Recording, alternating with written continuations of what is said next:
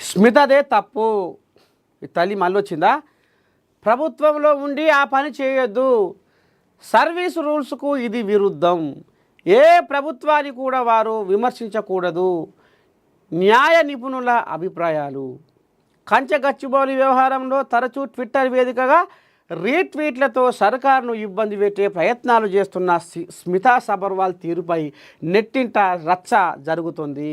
ఒక ఐఏఎస్ అధికారి ప్రభుత్వాన్ని విమర్శించడం ముమ్మాటికి సర్వీసు రూల్స్ను ధిక్కరించడమేనని, ఈ ప్రభుత్వాన్నే కాదు గత ప్రభుత్వాన్ని కూడా విమర్శించడానికి వీల్లేదని న్యాయ నిపుణులు పేర్కొంటున్నారు. చట్ట ప్రకారం ఆమెపై చర్యలు ఎందుకు తీసుకోకూడదు అని ప్రశ్నిస్తున్నారు.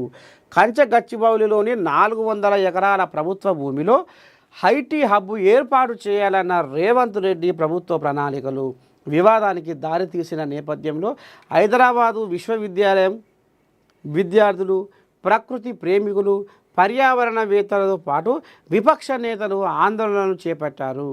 ఈ నేపథ్యంలోనే సీనియర్ ఐఏఎస్ అధికారి స్మితా సబర్వాల్ మార్చి 31న ఎక్స్లో ఒక ఏఐ ఫోటోను రీపోస్ట్ చేశారు.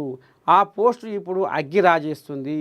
ఈ పోస్టు పెట్టడంపై వివరణ కోరుతూ స్మితా సబర్వాల్కు సైబరాబాద్ పోలీసులు నోటీసులు జారీ చేశారు.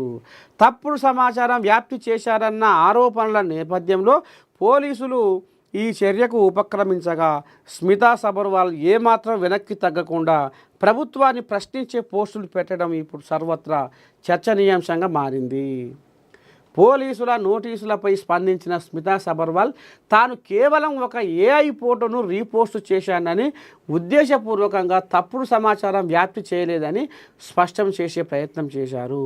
వాటికి తోడు కంచె గచ్చిబౌలి భూముల వివాదంపై సుప్రీంకోర్టు ఇచ్చిన తీర్పును తెలిపే పోస్టును కూడా రీపోస్ట్ చేయడం అగ్నిలో ఆజ్యం పోసినట్టయింది.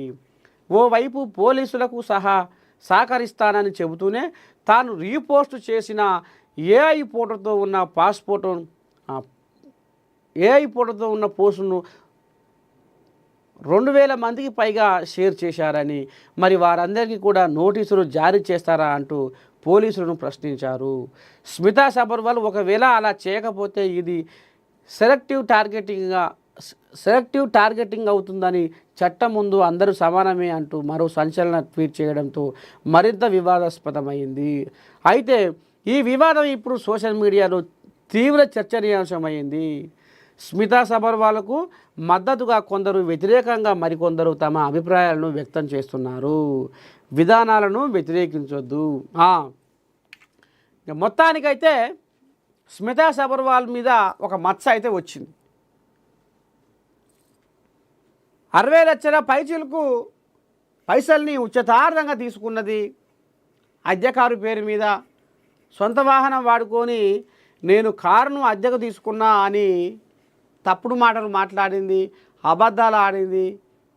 60 లక్షల పైచిలకు 90 రోజుల్లో తీసుకున్నది. ఈ రకంగా వృత్తి ధర్మంలో, సృష్టి చక్రంలో వృత్తి ధర్మాన్ని పాటించని బతుకు వ్యర్థము అనేది మరి శ్రీకృష్ణుడు చెప్తున్న ముచ్చట. భగవద్గీతలో సృష్టి చక్రంలో వృత్తి ధర్మాన్ని పాటించని బతుకు వ్యర్థము.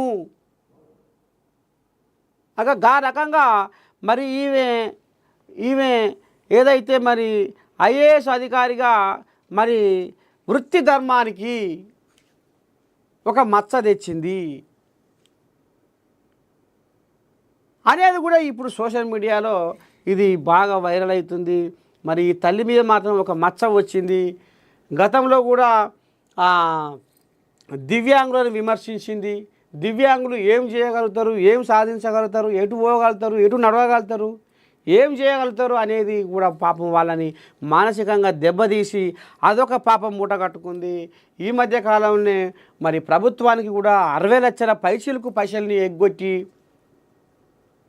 మోసం చేసింది అనేది కూడా మరి ఈ రకంగా మచ్చలు వచ్చిన ఈ తల్లికి మరి ఈ మచ్చని రూపుమాపుకుందామనే టైంలోనే మళ్ళీ ఇదోటి కంచె గచ్చిబౌలి కథ వ్యవహారంలో ఫేక్ ఫోటోలు, ఫేక్ వీడియోలు కూడా మరి ఈ రకంగా ఏం తెరవనట్టుగా కావాలని ఉద్దేశపూర్వకంగా పెట్టి ఇవాళ సర్కారును కూడా బదనాం చేయాలనేది కూడా ఈమె మనసులో కూడా ఉన్నది అనేది కూడా మరి కొంతమంది కింద కామెంట్లు పెడుతుర్రు.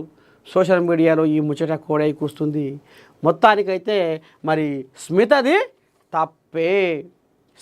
తప్పే అన్న కాడికి వచ్చింది. చూడాలి రాబోయే